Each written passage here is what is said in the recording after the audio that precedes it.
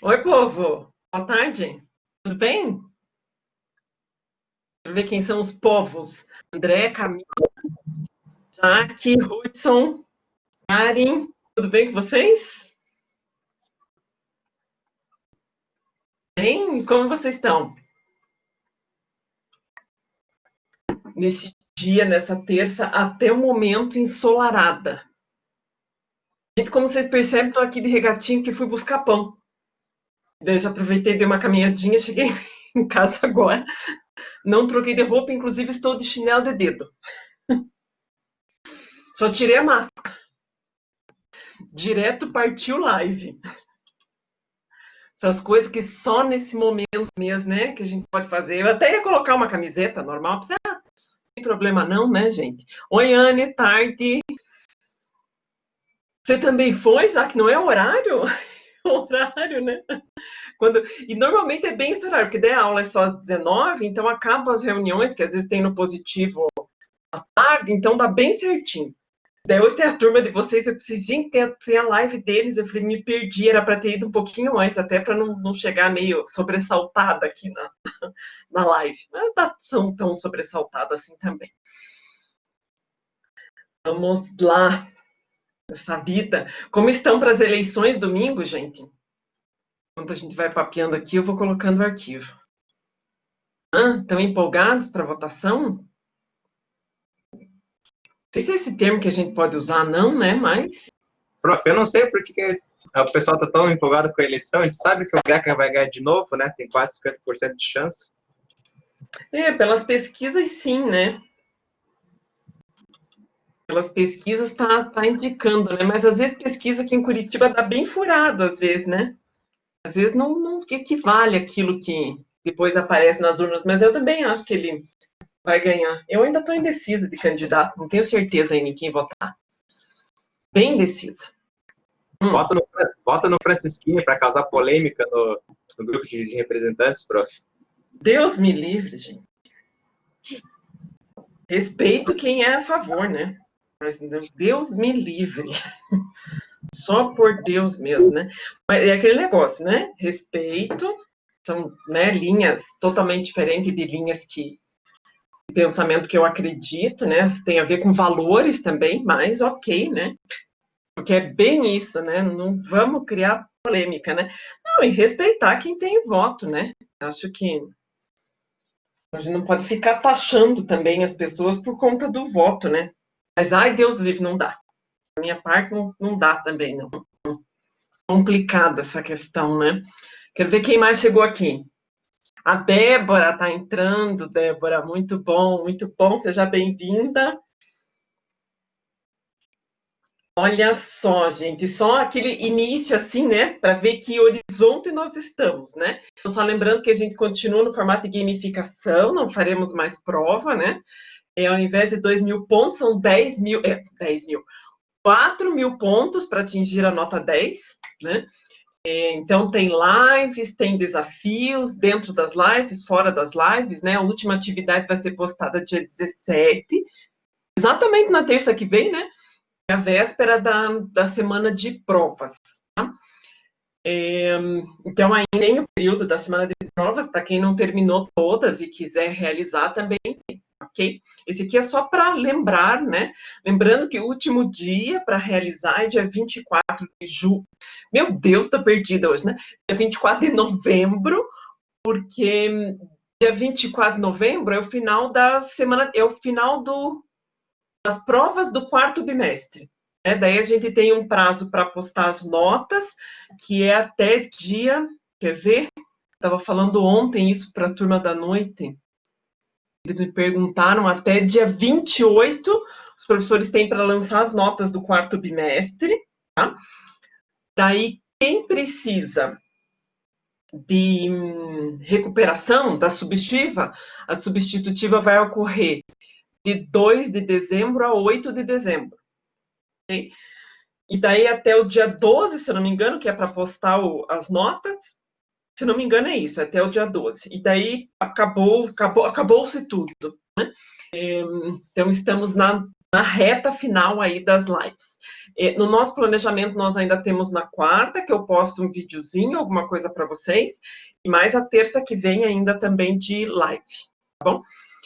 O que nós fizemos até agora, eu sei que vocês estão, né, querendo saber a pontuação, tá? Eu não planilhei tudo. Eu tenho a planilha falando quais atividades nós fizemos até agora, mas não o que cada um já fez. Então, assim, nós já fizemos lá, esse daqui é bom, que daí você já tem uma ideia de tudo que está acontecendo, né? No dia 17, o dia 17 foi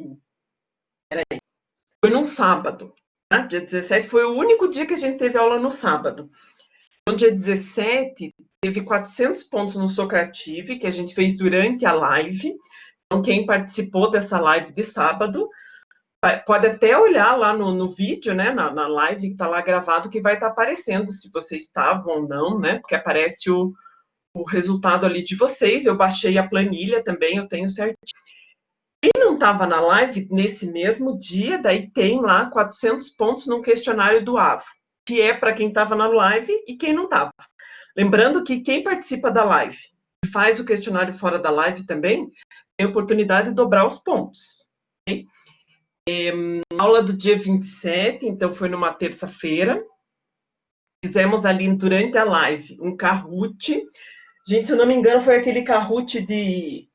Não foi aquele de como é que chama? Cálculo mental? Eu acho que foi um de cálculo mental, não foi não? Vocês lembram disso? Até esqueci de anotar o que era e eu tenho a impressão que com a turma de vocês foi aquele de cálculo mental que a gente foi, né, Hudson? Muito obrigada. Isso mesmo.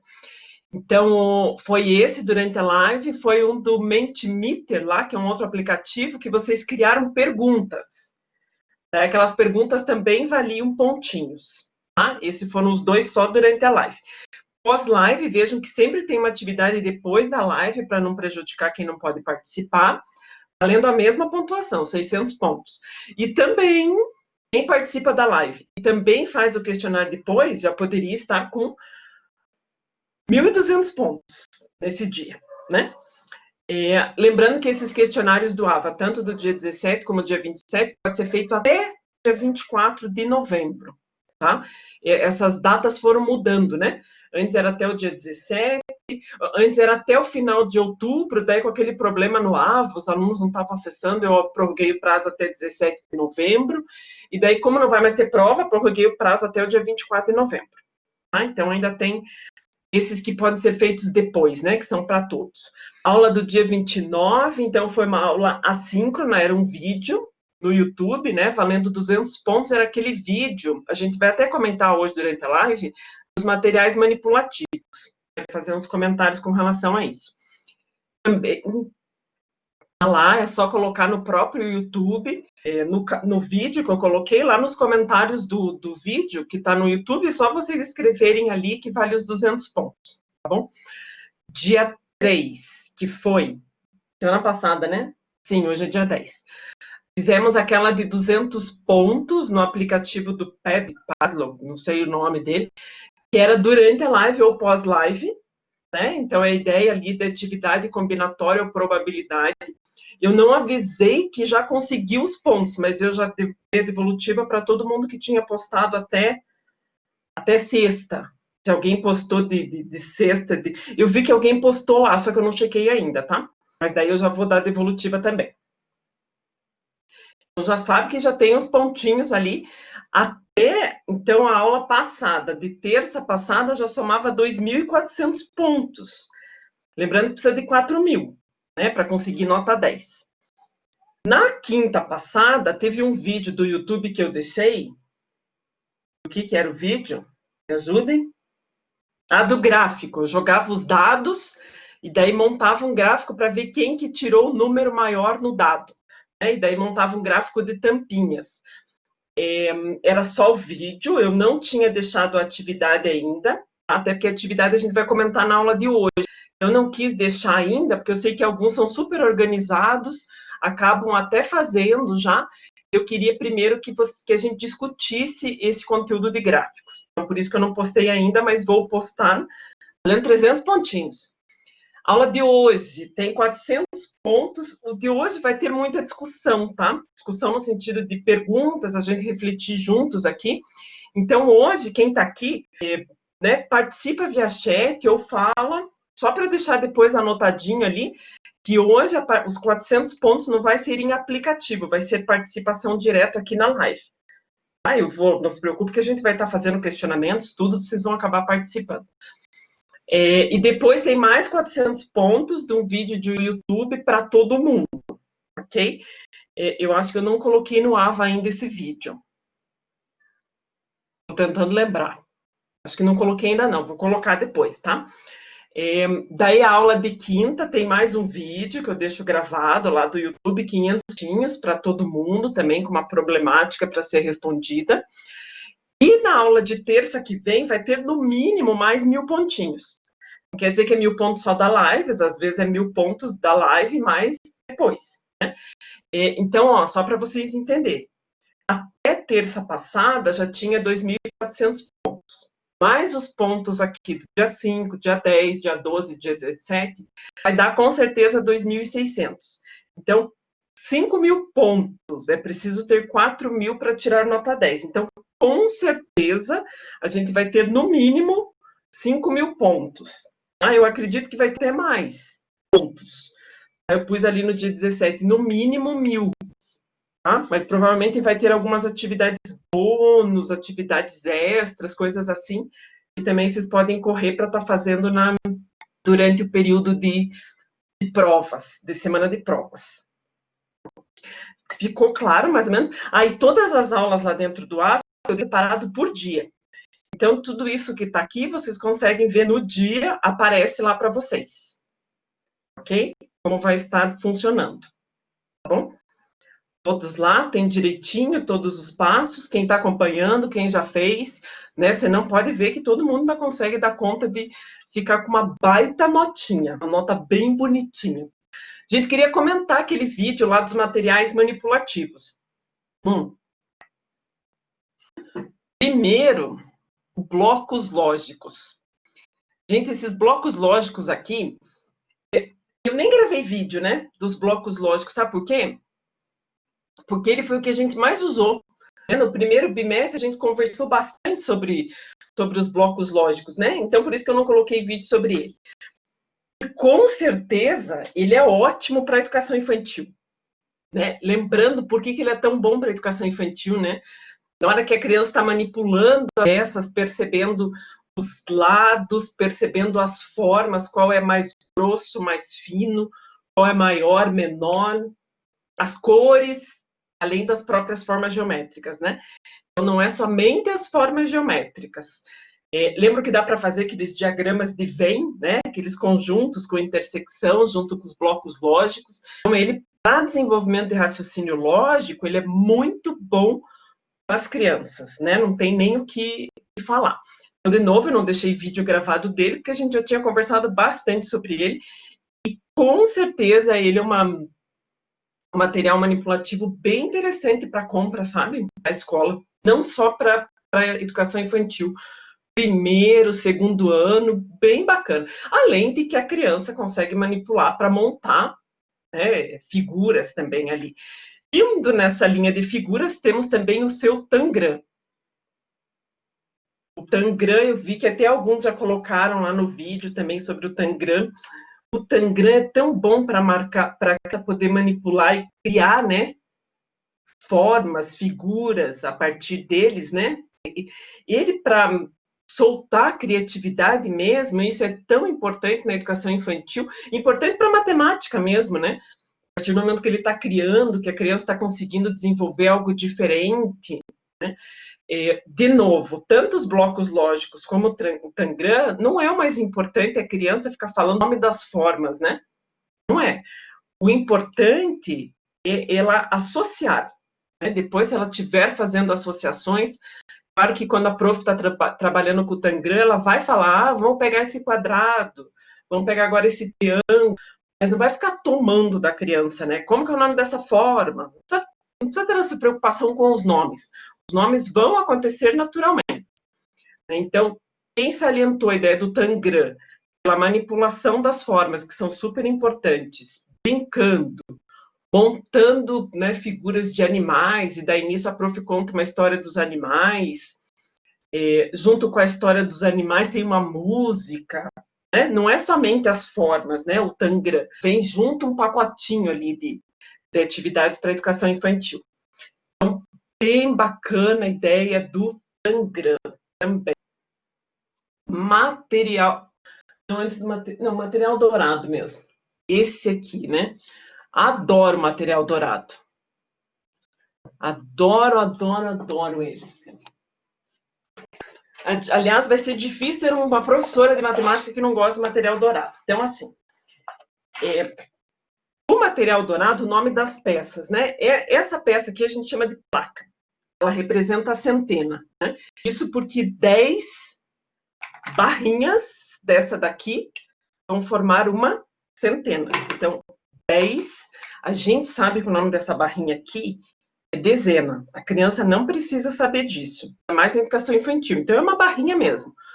10 dessas barrinhas vai estar formando a centena. O bacana do material manipulativo é isso aqui, né? Ó. A criança manipula, ó. Veja que eu coloquei junto aqui, ó, as 3.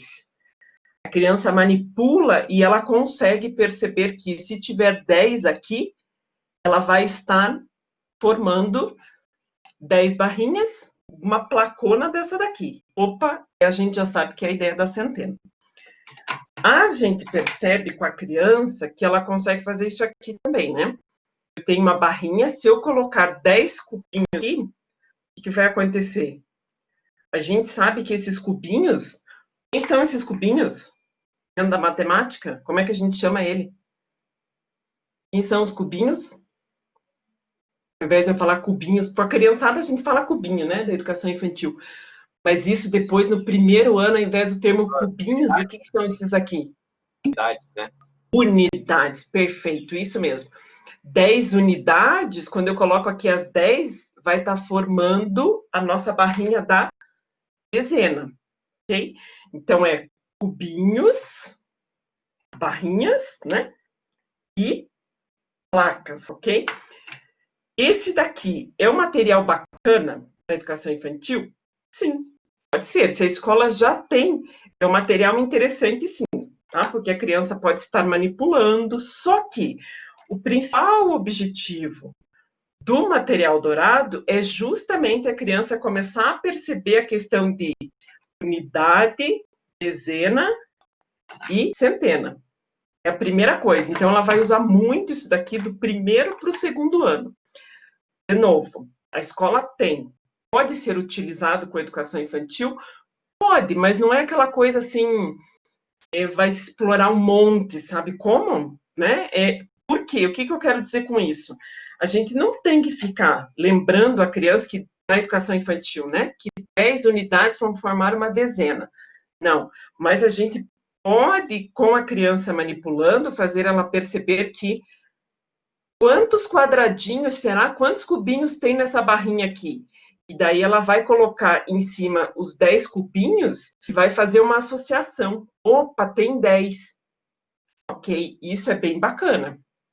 A dela conseguir perceber e fazer algum tipo de jogo ou alguma brincadeira que, por exemplo, se ela ganha, sabe aquele dos... Quem viu aquele vídeo que eu coloquei lá já dos... para tirar nos dados qual o número maior? Vamos supor, eu estou jogando com outra criança e ele tirou o número maior. Então, quem tira o número maior ganha um cubinho. Dou um cubinho para ele. Daí chega o momento que ele juntou 10 cubinhos. Se a criança juntou 10 cubinhos, vamos pensar que esse é o objetivo do jogo. Ganha o jogo quem juntar 10 cubinhos, porque quem juntar 10 cubinhos vai ganhar uma barrinha dessa. E quem conseguir primeira barrinha dessa daqui é o campeão. Bem legal. Tá? Porque daí fica uma maneira da criança brincar, ela vai ter que fazer o processo de contagem, né? Ela vai ter que aqui, 1, 2, 3, opa, juntou 10. Juntou 10, então, vou receber uma barrinha. E quem recebeu essa barrinha antes foi o campeão. Isso é bem bacana, tá? Mas como propósito mesmo, passar a criança a perceber a ideia de unidade, dezena, centena, que daí vai acontecer mais do primeiro para o segundo ano. O início do primeiro ano é muito a cara da educação infantil. É quase uma continuação para a criança não sentir um choque. Aí lá para o final do segundo ano que as coisas vão começando a ter um nome mais... Aquele monte de cubinho, aquelas unidades começam a ser aqueles cubinhos, aquelas quadradinhos começam a ser as unidades. É que as profs começam a reforçar mais o termo correto mesmo, né? Ábaco. Gente, o ábaco é da mesma família do material dourado, sabe? Mesma coisa. Só que tá aqui o meu ábaco. Deixa eu tirar esses aqui. Então, olha só. Nesse ábaco aqui, ele tem o mesmo objetivo, veja, unidade, dezena e centena, tá?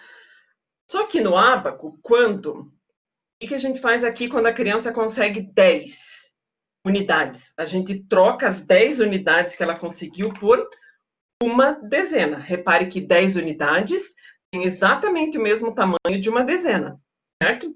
Só que aqui está colado, né? Aqui é a mesma coisa. Quando a criança percebe que na unidade a gente junta 10, por isso que o nosso sistema é decimal, porque a gente junta 10, né? O que acontece? Quando eu junto 10, eu faço uma troca por uma dezena. Eu vou fazer assim, ó. Gente, olha isso aqui. Deixa eu pegar de outra cor só para simbolizar. A gente faz isso aqui com a criança, ó, a gente fala para ela, ó, vamos trocar 10 unidades por uma dezena.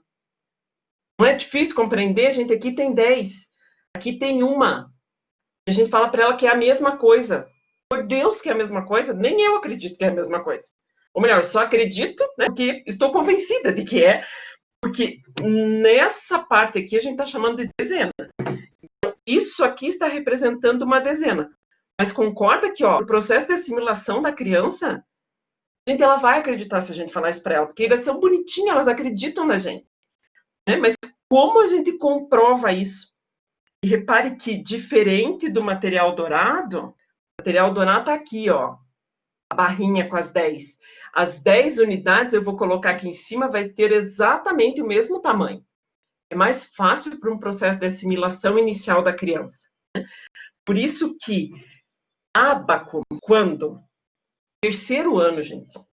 Lá para o terceiro ano que vai estar aparecendo, sabe? A ideia do ábaco. Antes disso, quem trabalha, ok, né? Eu acho que para os pequenininhos, o mais divertido, a gente vai ter que você pegar esse monte de argolinha e fazer voar longe, né? Jogar os amiguinhos. Essa vai ser a parte mais divertida, com certeza, do Tangram, desculpe, do ábaco. Perceberam a diferença dos dois? E o propósito desses dois é muito parecido. É que a criança consiga perceber através de materiais manipulativos a ideia de unidade, dezena e centena. E material dourado também é a mesma coisa, só que para frente. Tanto que material dourado primeiro para o segundo ano, onde mais vai utilizar, e o ábaco do terceiro para o quarto ano. E pensando na questão da assimilação mesmo. Gente, perguntem alguma coisa sobre isso, alguma questão, algum comentário sobre essa parte? Percebe que, assim, não é um erro utilizar, mas falta um propósito estar utilizando o ábaco. Né? Falta como eu falei, só se soltar tudo aqueles pininhos ali, dá para as crianças brincar ali com aquele pino, fazer alguma coisa. Ou eu vi uma vez uma ideia de uma aluna que foi bem bacana, gráficos, pensando que a gente vai trabalhar com gráficos, né? Montar a ideia de gráfico, esquecer que isso aqui é unidade, dezena e centena. E aqui colocar aqui, por exemplo, o nome aqui, ó, da Jaque, Hudson, Anne, André, quem mais que está aqui na live? André, Camila, sabe? Se colocar o nome das crianças aqui, e daí vamos fazer uma votação, né? Para ver ali quantos irmãos tem na família do André. Daí ele vai colocar a quantidade de itens. Opa! Aí é bacana. Né? A Camila já falou, vou querer o rosa. É bem assim que as crianças fazem, não é, Camila? Excelente, Camila. Então, aí sim, né, o ábaco, que não teria muito objetivo, já ficou interessante para ser trabalhado com as crianças com outro formato. A gente só está usando aquele material ali, né, mas está saindo do objetivo principal. Okay? E a escala de Cuisinart, aquelas barrinhas, né, que representam 1 unidade, 2 unidades, 3 unidades, também sou apaixonada por ela. Essa daí foi a última que eu conheci, porque as pessoas quase não falam sobre ela, né?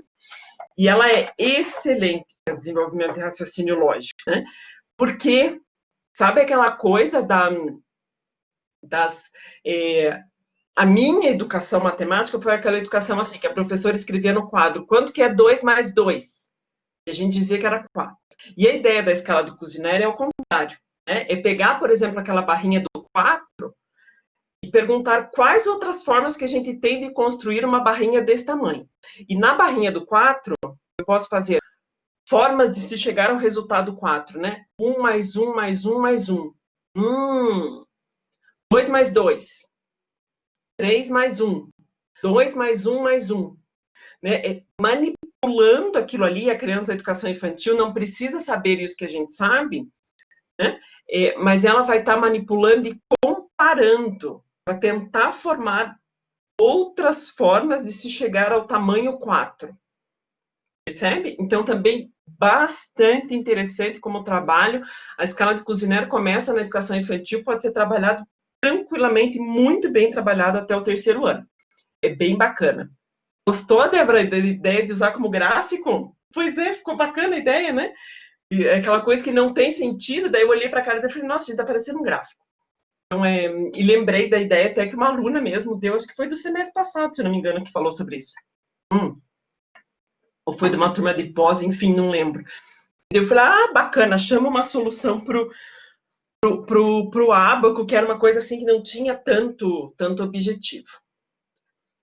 Ok, ficou claro esses itens, essas questões. Deixa eu só dar uma espiada numa coisa aqui. Tinha uma coisa que eu queria comentar sobre isso. Deixa eu ver se eu comentei já. Aí. Lembrei. Então, a questão aqui também do princípio, a gente falou bastante, né, do princípio da contagem, né, que é o que a gente mais utiliza para a educação infantil, né. O princípio da contagem, a gente vai utilizar muito no material dourado, naqueles cubinhos, né, como esse exemplo que eu citei do jogo, né, contar a quantidade de cubinhos, e quando completar 10, por exemplo, a gente faz uma troca com aquele outro, com a barrinha daí que vai representar o 10, né. Então, sim, o princípio da contagem aparece ali. O princípio da contagem na escala de Cuisinart também, né, vai estar aparecendo muito essa ideia do princípio da contagem. Na verdade, o Tangram, que não tem o objetivo claro da construção do conceito de número, a criança, vamos supor, pegou um Tangram e criou, a partir do Tangram, ela fez um pássaro. E daí a prof pergunta, quantas peças você usou para formar esse pássaro? Opa, ela usou 1, 2, 3, 4, 5, 6. O princípio da contagem. Nem é o objetivo do Tangram, mas foi utilizado com relação a isso. Os blocos lógicos, a prof fala assim, vamos formar um conjunto agora, vamos selecionar apenas as peças que são um quadrado e de cor amarela. E daí a criança vai separar o que é quadrado de cor amarela. E a prof vai perguntar, quantas peças tem? 1, 2, 3. Opa, tem 3 peças. Então, o princípio da contagem não aparece só no material dourado, que tem muito objetivo dessa questão da contagem, mas ela pode aparecer, dependendo da intervenção da prof, em qualquer outra atividade. Okay? Para não ficar só... O material dourado tem esse propósito, mas não só ele. Né? O importante da educação infantil é essa questão do número, de contagem, né? Aparecer nas diversas atividades. A Camila diz, não estava acompanhando o início da aula, mas agora lembrei que nas minhas redes sociais sempre aparecem alguns joguinhos que fazem uso do ábaco. Camila tem que ver se são joguinhos que são do ábaco para as séries iniciais, porque assim, gente, tem muita coisa no YouTube mesmo, usando para a educação infantil e que é um absurdo, sabe? E sabe que o ábaco aparece bastante? A Camila tem razão quando ela fala isso. E às vezes aparece bastante o ábaco, sabe por quê? porque ele é conhecido. Todo mundo ouve falar do ábaco. Então, parece que o ábaco é importante, tem que ser dito. E o ábaco é uma das ferramentas menos trabalhadas. Né? Ou melhor, é trabalhado, mas lá para frente, né? Com o propósito que ele tem mesmo, sabe? Fala, André. Mas quer saber, é absurdo como? De ruim, bom? Quero que você explique melhor o que é esse absurdo. Absurdo de qual parte, André? Desculpe, me perdi. Assim, que o ábaco, o tanto de material no YouTube que tem do ábaco é um absurdo. Mas isso é de bom, de ruim? Quero que você explique. Não, de ruim, sabe, André? A grande maioria dos materiais com ábaco que eu vejo é uma coisa assim, sem criatividade. Usando por usar e já usando a partir do primeiro ano. Veja, primeiro ano a criança ainda está construindo o conceito de número, assim como na educação infantil, e já se apresenta o ábaco, o pobre coitado da criança.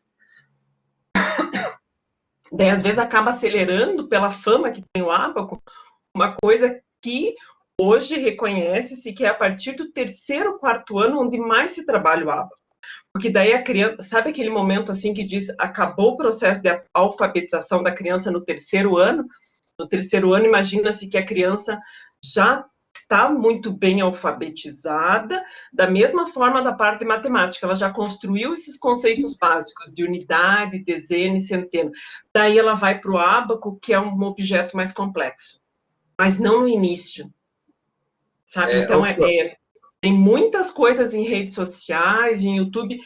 O papel mais importante de vocês, como pedagogos, é ter esse olhar crítico. É olhar como que estão sendo usados. Diga, André. Mas sabe que eu acho que isso é uma questão dos nossos colegas, na verdade, deve ser da sua geração, da geração da Prof. Josiane, que é a geração que antecedeu nós, que é mais tradicional, é mais conservadora, né? Que é o... Na verdade, assim, o tradicionalismo é o que mais dá certo, né? Porque o professor passa o ábaco, o aluno finge que aprende, o professor ganha seus R$ 33 a cada minuto e pronto. É verdade. É bem isso, André. Exatamente. E isso que você escreveu, Camila, é usar por usar. Sabe? Eu nem espero, né? Entendo que vocês saiam ninjas criticando, mas assim, a quantidade de vídeos de educação infantil que vai estar reforçando que a criança escreva os números até 10. Estratégias que tem no YouTube nessa época de pandemia, assim, vamos ensinar as crianças de 4 anos a ler e escrever. Oi, por Deus, para que não é isso que serve a educação infantil? Né? Pois é. E tá cheio de vídeo assim, cheio, né? E o que os pais percebem? Oba, olha lá, finalmente meu filho vai aprender a ler e escrever, porque na escola só fica brincando. Não é isso? Pois é, né, prof? Mas sabe que, eu tava pensando, aquele vídeo que você trollou a gente, trollou a sala inteira do Pocoyo, que todo mundo recomendou e você falou que não vai recomendar, aquele vídeo que você trollou nós, aquele vídeo, na minha geração, seria vídeo de sala de aula. Perfeito. Perfeito. André, mas quando eu trolei, era bem com esse objetivo. É que vocês tivessem esse olhar crítico. Eu trolei porque eu sabia que vocês iam cair nele, porque o Pocoyo é bonitinho. Porque daí, a partir disso, a gente podia refletir. Tipo, peraí, vamos analisar o que estão fazendo? Se isso tem um propósito, se ficar repetindo numa das formas tem um propósito, é que nem levar o material dourado, porque ele é chique, para educação infantil, e começar a falar para as crianças.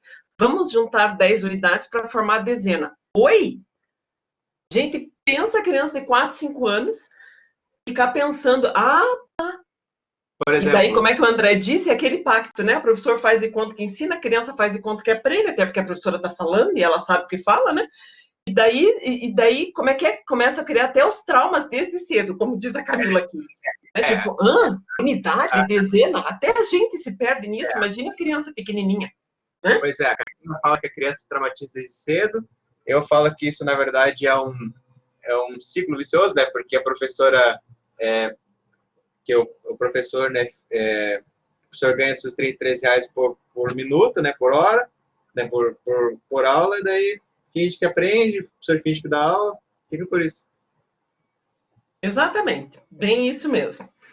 Nisso tudo que a gente está falando, que entra a questão de gráfico, né? Quem viu o vídeo lá que eu coloquei na quinta passada, quem não viu não tem problema, veja, um vídeo curtinho. O que é gráfico, gente, né? Pensem que bonitinho, né? Que a gente trabalha com estatística. A gente até viu na última aula a questão de combinatória, análise combinatória, de probabilidade, né? Pedi até para vocês lá naquele Padlet, não sei como é que se pronuncia, para colocar uma ideia de atividades, alguns já foram colocando. E gráficos, né? A gente pode criar gráficos e tabelas para a educação infantil. Olhem esses 2 exemplos de gráficos aqui, peguei na internet, tá? Peguei no Google lá, ele me deu esse aqui. Quantas letras tem seu nome? Veja que escreve o nome das crianças, cada letra num quadrado, um retângulo ali, né? E daí aparece o número. Gente, bem uma carinha de gráfico, não é? Não parece um gráfico daqueles de barras? Ó, perceba que sempre todos os retângulos ali que aparecem as letras têm o mesmo tamanho. Então, mesmo que a criança não saiba que o da Antônia é maior porque tem o número 7, a criança consegue perceber que o nome da Antônia é o maior por conta da quantidade de letras, concorda? Ela vê, é visual. Mesmo que ela ainda não saiba o que representa o número 7. Mas ela não consegue observar ali que Antônia é o maior? Quando ela percebe, opa, olha o tamanho. E quem que é o menorzinho olhando ali? Não é o Rui? Né? Bem bacana esse formato de gráfico. E veja que a ideia de um gráfico é representar por meio de desenho, a informação. Então, é simples. Diga, André, pode falar? Essa coisa de ensinar gráfico infantil, eu acho que na minha geração isso não tinha, não. Não tinha, André, isso é uma coisa muito recente. Meu filho pegou, eu lembro que eu comecei a ficar muito encantada com a matemática, na época eu não estava envolvida no curso de pedagogia, quando ele, com 4 anos, estava fazendo pesquisa em casa, ele trazia, né, de tarefinha de casa, ele tinha que fazer pesquisa, ele vinha, fazia umas perguntas e tabulava os dados, e eu pensando, oi? Como assim, gente? Né? E daí, nas reuniões na escola, as professoras explicavam como era o trabalho, tudo espetacular. É isso mesmo, André. Antes, gráfico, na minha geração, era uma coisa que aparecia só no ensino médio, e eu tenho a impressão que eu só aprendi na faculdade. Não sei nem se teve no ensino médio. Acho que deve ter tido, mas enfim, eu buguei. Depois foi aparecer lá no ensino médio mesmo, para a grande maioria. E hoje, pela ideia da BNCC, que trata como sendo um espiral, tudo aparece desde a educação infantil. Só que a maneira como se trabalha, a gente não vai falar em eixo X, eixo Y, coordenadas, não, né? Olha a maneira como está construído esse gráfico aqui, ó. É isso aqui. Esse é a cara da educação infantil. Camila, aí o foco é ir separando do maior para o menor. E, Camila, olha que ideia boa, poderia ter até um segundo gráfico, porque aqui, por exemplo, foi todas as crianças, né? Mas poderia ter uma ideia, e buguei, vocês estão me ouvindo? Parece que deu uma travadinha. Voltei, não estou travada. Me ouvem ainda? Sim? Ah, ok. Agora parece que voltei. Tinha dado uma travadinha. Camila, bem legal a tua ideia. Tem esse gráfico e daí constrói o segundo e com a criança percebendo bem assim, vamos colocar do menor para o maior ou do maior para o menor, tanto faz. Bem legal. Primeiro um gráfico assim, e depois ela vai fazendo análise, ela vai perceber, olha o João e a Nina. E percebo que as crianças de educação infantil, ela até já reconhece que o João é aquele nome ali e a Nina é aquele nome, mesmo que elas ainda não saibam ler. Percebem? Por que a criança faz isso? Porque ela já está vendo tanto o nome do amiguinho que ela já até faz essa associação. Né? Bem legal lá para a parte de alfabetização, que vocês também estão tendo, acho que é com a Josi, né?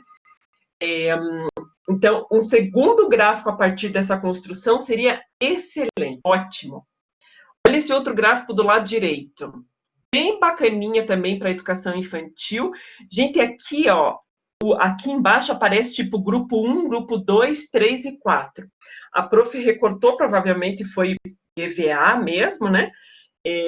Imagine que é o gráfico de pontos da pescaria. Então, conforme as crianças, imagino eu, né? Um grupo estava na pescaria, pegou uma determinada, o peixinho lá que tinha que pescar, marcou um ponto. A prof foi colocando, as próprias crianças foram colocando. Cada grupo tinha uma cor. Né? Então, olha, ficou bem bacana a ideia, interessante.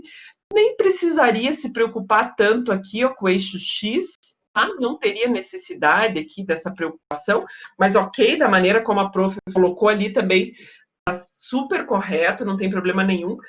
Jamais numa educação infantil a gente vai colocar aqui no eixo o 1, 2, 3, 4, ainda não é o objetivo. Tá? O objetivo aqui é que a criança perceba, opa, o grupo 4 marcou menos pontos. Por quê? Porque olha a quantidade que tem no desenho. Daí a prof reforça com a ideia, vamos contar? 1, 2, 3, e assim vai. Opa, parece que deu um empate entre o grupo 1 e o grupo 3. Né, ó, mesma coisa. E a única crítica com relação a esse gráfico aqui, em que a prof, da maneira como ela colocou, está ilustrando perfeitamente, é ver que, às vezes, na hora de colocar o retângulo ali, que se refere aos pontos, às vezes o distanciamento entre um e outro está um pouquinho diferente, e daí isso pode dar diferença na hora de comparar uma coluna com a outra, né? Às vezes pode confundir um pouquinho. Pode perceber, né, que ó, aqui, ó, entre esses dois a gente percebe um distanciamento maior, né? Aqui também parece que tem um distanciamento maior. É a única coisa que, para ficar bem, né, ó, já nesse daqui, a prof que fez esse aqui, ó, perceba que os retângulos são exatamente do mesmo tamanho, então tá bem certinho, né? É só essa preocupação mesmo ali, no segundo, porque às vezes pode até dar a impressão que tem mais, porque tem um espaço maior entre eles. É só esse cuidado. Pode falar, André. Ô, prof, mas eu queria saber, por que eu não posso fazer o gráfico de ensino médio, que seria o que? O X, o Y, os números, já deixar os númerozinhos e me ensina depois? Por que você fala que não é muito recomendado isso? Porque a criança, André, a criança não tem que saber disso. Imagine que chato seria educação se a criança tivesse que saber disso já na educação infantil. Por isso que na BNCC isso vai estar aparecendo lá para o ensino fundamental. Né? O ensino fundamental 2 já vai aparecer nesse formato, daí até o quinto ano já começa. É sempre gradativo, André. A gente nunca traz tudo. A educação infantil inicia o processo. Né? Se a gente vai mostrar para eles já, ó, esse daqui é o eixo Y, que vai ter esses números, esse aqui. Mas, Deus do céu, gente, não. Né? É criança. A criança tem que desenvolver. Repare que ela constrói gráficos sem saber que ela está construindo. O que ela está construindo? O que a professora fez? Ela fez uma construção para contar pontos a partir da brincadeira da pescaria. Percebe que o mais importante é a brincadeira da pescaria? E a partir da brincadeira, a prof está fazendo o quê? Opa, ela está incluindo a matemática no meio da brincadeira. A criança nem percebe matemática. Por isso que é gostosa, né? Por isso que ela adora, por isso que as crianças não têm trauma nenhum da matemática na educação infantil. Porque é tudo muito gradativo e o mais importante sempre é a brincadeira. Eu estava pensando, prof, aquele conteúdo que você nos ensinou no ensino médio na prova passada lá do círculo de sei lá o que lá, do interseção. Diagrama de Venn, né? Eu acho que com certeza não é da minha geração, esse tipo de coisa. Então, o diagrama de Venn, perceba, né? Consegue ser trabalhado na educação infantil, mas não com aquela complexidade, né? Mas com a criança também manipulando, percebendo que às vezes eu vou ter que separar triângulos e quadrados, mas às vezes eu vou separar triângulos e cores vermelhas. E pode ser que a gente tenha triângulos de cor vermelha, que aparecem nos dois, né?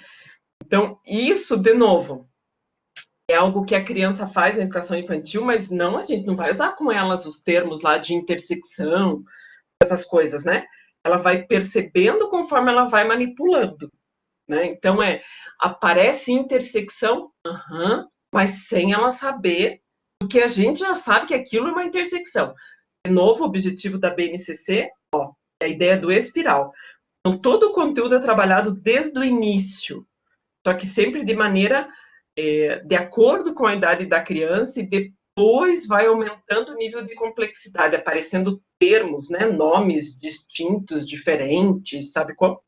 nesse sentido. Ô, prof, mas Oi. daí vai o complemento. Esse diagrama de Venn que você nos ensinou, a forma que você nos ensinou, de certa forma, foi tão lúdica, tranquila, você usou uma linguagem mais solta, né? Mais uma linguagem não muito formal.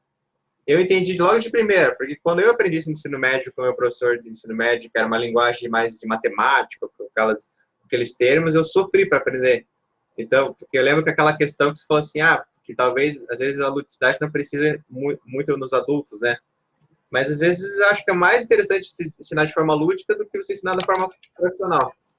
André, olha que bacana isso que você está colocando. Então, vamos pensar assim, as crianças dessa geração que vão estar aprendendo isso desde o início, o que vai acontecer quando ela encontrar, de fato, diagrama de Venn, intersecção, união, A menos B, A mais A intersecção com B menos C, porque é bem assim que aparece, né? A criança já vai estar acostumada, percebe? Ela já vai, ela não vai ser apresentada pela primeira vez. Ela já conhece aquilo ali. Você tem toda a razão. Porque qual que é o objetivo do que a gente está falando, né? É que a criança vai estar trabalhando de maneira tão gradativa que, quando chegar nesse nível A menos, abre parênteses, C união com D, ela já manipulou, ela só está sintetizando, vai ficar mais simples.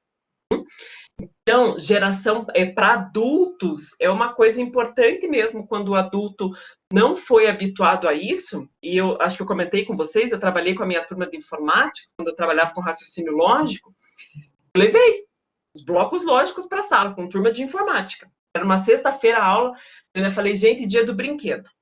Mas adoraram. Né? Eu falei assim, vamos estudar diagrama de Venn a partir de blocos lógicos usados na educação infantil. Porque isso, né? Eles não tiveram isso, com certeza. Né? Não tinham. Então, para que a partir daquele aprendizado de manipulação, inclusive se divertiram horrores, né? Porque daí queriam montar os castelinhos, brincar, igual criança. A partir disso, construiu-se o aprendizado, né? Com desenhos da educação infantil. Pense só. Mais um exemplo de gráfico aqui. Olha esse aqui, gente. Gráfico dos membros da família. Então, olha lá. Aparece o nome das crianças. E olha que bonitinho aqui. Excelente esse gráfico. Essa prof que fez isso aqui foi fantástico. Veja que eles desenham quem é na família, né? Então, a quantidade de pessoas que tem na família e o desenho de cada criança. As pessoas da família de cada criança. Olha como ficou bonitinho. E cada criança, a família de cada criança foi de acordo com uma cor, não é? Então dá para ver exatamente, quais são as famílias que têm a menor quantidade de pessoas, qual que tem a maior quantidade de pessoas. Também a prof teve o cuidado, né, na hora de colocar ali, provavelmente ajudou a criança a colocar a sua família. Percebe que ficou super bonitinho e com o desenho da família de cada criança, a criança colocou todo mundo ali, ó. Excelente, esse é um dos gráficos mais bonitinhos. Muito bacana essa ideia, ótimo para ser usado. Tem princípio da contagem, né? Muitas coisas ali nesse. Fala, André. Ô, prof, mas nesse caso, na educação infantil, naquele gráfico da família, acho que esse outro gráfico também é um pouco da família ou dos alunos, eu faço aquelas perguntas que nem Datafolha e as crianças vão respondendo ou só faço o gráfico mesmo e fica por isso mesmo? Sempre. Você nunca faz uma coisa e deixa por isso mesmo. Nunca. Em nenhuma atividade. Nunca. Não existem atividades que se acabam assim, sem reflexão. O objetivo principal nunca é a atividade em si, mas sim todas as reflexões que se fazem a partir das atividades. Mas aquelas perguntas tipo Datafolha, tipo, quais são as famílias com maiores membros de família, né? Ela responde, da Esther, da Maria, sei lá o que é o preto. Esse tipo de coisa? Isso mesmo. Só que a criança não sabe o que é Datafolha, André. Concorda? Você sabe, você já está fazendo a tua associação. A criança precisa saber? A criança precisa saber isso, né? Tipo, quem é a família que tem a maior quantidade de integrantes? Vamos ver aqui. Parece que é a Esther da Maria. Quem é que tem a menor quantidade? É o do Ryan, do Gabriel, né? Enfim, vou lembrar de um exemplo que a Camila colocou lá no início, poderíamos até pegar esse gráfico e daí construir um outro gráfico em ordem crescente, das famílias menores para as famílias maiores. Quais são que têm o mesmo número? Perfeito, Camila.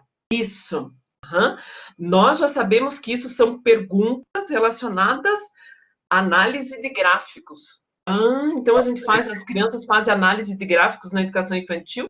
Uhum. Eu posso Exatamente. fazer uma pergunta do tipo, quais são os membros da família que é da família mais comum, por exemplo? Tipo, dela falar, eu tenho uma mãe, um pai, um irmão, um cachorro, esse tipo de coisa, ou nem faço tipo de pergunta? André, isso vai entrar os conceitos de família, vai entrar numa área que não é a minha área de estudo, mas assim, não existe mais o conceito de família mais comum, né? Existe o conceito de família. Família pode ser duas mães, família pode ser dois pais, né? A família pode ser a criança morando com a avó e com o vô. Então, eu não usaria de forma alguma o termo mais comum, né? Porque não existe a família mais comum. Existe o que tradicionalmente nós conhecemos como família, mas a gente está longe de falar que essa é a família mais comum, ou pior ainda, né, se falar adequada, coisas assim, que não cabe mais ao momento presente mesmo, sabe? Então, é muito mais essa questão de quantidade do que realmente nossa, essa família tem duas mães. Não é nossa, tem duas mães. É natural, né?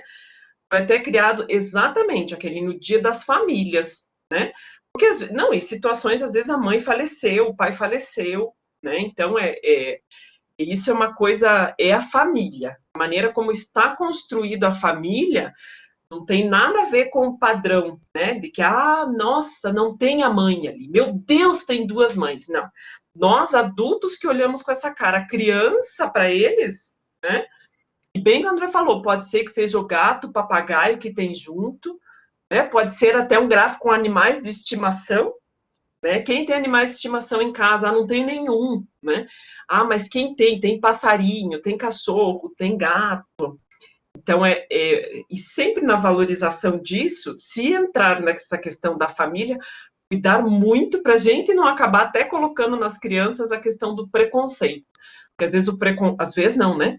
A criança não nasce preconceituosa, né? A criança adquire hábitos de preconceito por conta do que ela escuta, né?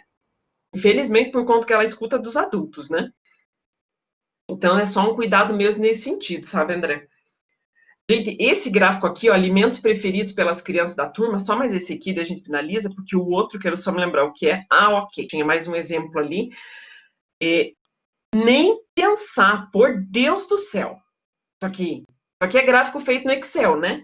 A ideia de alimentos preferidos das crianças é bem legal, gente. Um gráfico desse. Mas, assim, indicando os números, criança tem que analisar o número lá. E essa barrinha assim, ó. Desse jeito aqui, ó. Melhor coisa que seria. Aliás, a melhor coisa que seria assim, crianças que preferem massa. Daí a Aline vem e coloca o nome dela aqui. Ela coloca, sabe que nem essa prof aqui fez, ó? Aqui, ó. Então, cada criança tem o seu nome e ela vai colocar nesse gráfico aqui o seu nome, indicando qual é a comida preferida dela. Se é massa, hambúrguer, batata frita, salgadinho, pizza. Aqui os alimentos nem um pouco saudáveis, né? Bem melhor, né? Se colocasse, então, um retângulo para cada um. Hudson, exatamente o que você está falando. Por Deus, essa professora sem noção aqui, gente, do peso. Do peso aí para fazer bullying de obesidade, de chamar a mulher de gorda, homem de gorda. Imagine, não, e olha o que ela fez ainda, que bonitinho o gráfico, né, gente? Era a ideia que a Camila falou de colocar em ordem crescente. Por Deus, e daí o primeiro, inclusive, tem a cara da criança, né? Nossa, esse aqui que fraquinho, olha essa aqui que gordinha. Gente, ele quis, por Deus, né? Não. Aliás, esses dois aqui, até a ideia dos alimentos é bem interessante, só que a montagem do gráfico, essa montagem de gráfico vai estar aparecendo lá no terceiro ano, gente. terceiro ano vai começar um gráfico com essa carinha, segundo para o terceiro ano, que daí as crianças já estão num outro nível também de complexidade, né? Completamente desnecessário, porém daria para usar de várias formas as imagens das crianças. Com certeza, né, Camila? Até a ideia de tamanho poderia ser usado, né? Não teria importância de usar tamanho. Deixa eu mostrar mais um, que é muito próximo do que a gente está conversando aqui. Olha esse aqui, ó. André, eu não vou deixar você falar só para a gente conseguir finalizar esse. Depois a gente continua. Aqui, ó. Esse gráfico, olha essa ideia, gente. As frutas, a preferência das crianças. Não tá bonitinho? Essa criança levantou e foi lá e colocou o nome dela. Olha a fruta mais preferida aqui de todos, banana. Mas tem um problema nesse gráfico. Eu encontrei um problema. Vocês conseguem encontrar um problema nesse gráfico? Dá uma olhada ali nessa fruta aqui, ó, no terceiro. E no quinto, que parece que é um abacaxi. Parece que é a mesma quantidade? Hã? É a melancia e o abacaxi que tem. Não tem alguma coisa esquisita ali? Quantas crianças escolheram melancia? 3. E banana? Banana, 6. 2. Percebe, ó? 2 quadradinhos de criança aqui, ó. Não, 2 abacaxi, prof. Você tá confundindo. Ah, desculpe, eu falei banana? É. Ah, não, abacaxi, perdão. É que, na verdade, entendi. O abacaxi tá muito grande, né? Parece que é a mesma quantidade dos dois, só que na verdade não é. Não é muito grande. Repare que tá ali, ó, como a fruta que a prof colocou, que aconteceu, o abacaxi ficou mais alto, né? Então, na hora que marca 1, é o mesmo tamanho que marca 2. É só esse cuidado de alinhamento, tá? Se é bem isso que você está escrevendo. É só isso. Cuidado dessa prof, sabe? Só, porque a ideia é sensacional, bem bonitinho. Gente, olha esse gráfico aqui. Eu achei ele complexo, mas achei ele bem bonitinho. Pode ser usado na educação infantil, mas olha como foi feito. Primeiro, todas as famílias em amarelo aqui, que são formadas por 3 pessoas.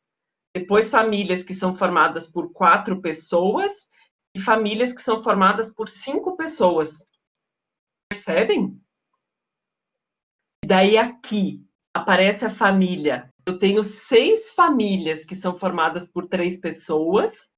E cada criança recortou a sua família, né? Olha que bonitinho que ficou. Nesse ficaria super legal usar fotos reais, perfeito. Reais tanto nas frutas como aqui, né, Camila? Da família. Eu achei uma graça esse aqui da família. Excelente. Veja que ele é um gráfico complexo, né? Porque até eu, quando bati o olho nele, eu falei, gente, deixa eu entender isso daqui. E ok. Lá para o quinto ano, para o infantil 5, que é as crianças que vão estar saindo, fica bem interessante, gente, esse gráfico aqui. Ele é de respeito à prof que pensou num gráfico desse daqui. É mais complexo um pouquinho, né? Olha como tem que analisar. Mas tem carinha de educação infantil, né? Então, na sala, a família que mais... o que mais aparece são famílias com 4 pessoas, né? Que são 7 crianças que têm 4 pessoas na sua família. A Karen diz aqui, a prof da escola que eu fazia estágio, ela fazia gráfico um mês de aniversário das crianças. Ótimo exemplo, Karen. Excelente exemplo. O gráfico do mês de aniversário. Excelente. Daí, quantos fazem no mês de janeiro? Daí aparece a quantidade, né? Cada criança vai lá e coloca o seu nome no seu mês. Olha, ela usa a ideia da unidade de medida para trabalhar com gráficos. Gente, por Deus, tenho que ir para outra live. Ok, beleza. Análise desse vídeo, o outro aqui é tudo de análise desse vídeo aqui, que eu, inclusive, já vou aproveitar e deixar para aula aqui, que é vocês analisando essa questão do vídeo, falando de gráfico. Se esse gráfico que eu coloquei vai dar para ser usado na educação infantil. Aquela análise de vocês, assim, tipo, opa, será que é pegadinha? Será que a Isa está trolando ou não? Com base nessas discussões aqui que nós tivemos. Ok? Ai, desculpe, passei do horário, eu sei que vocês têm que sair correndo também de uma para outra. Obrigados que estavam aqui, eu já dei o print aqui de todos vocês que estavam, então já tenho os 400 pontos da live de participação aqui. O vídeo hoje não precisa. Camila, eu já vou deixar ele... desculpe, durante a live não deu tempo, né? Eu vou deixar pelo meu planejamento, vai ficar na aula de hoje o vídeo sim, e daí vocês vão estar colocando comentários sobre ele. Eu vou colocar direitinho daí pendurado na aula de hoje, daí para valer mais os 400 pontinhos. Beleza? Obrigada. Desculpe a correria, Deus do céu. Até tive que cortar o André nas falas. André, me desculpe, mas é só por causa do horário mesmo. Obrigada, gente. Valeu. Esse que vem comentando mais um pouco e quinta-feira tem continuidade aí. Valeu, valeu. Deixa eu interromper.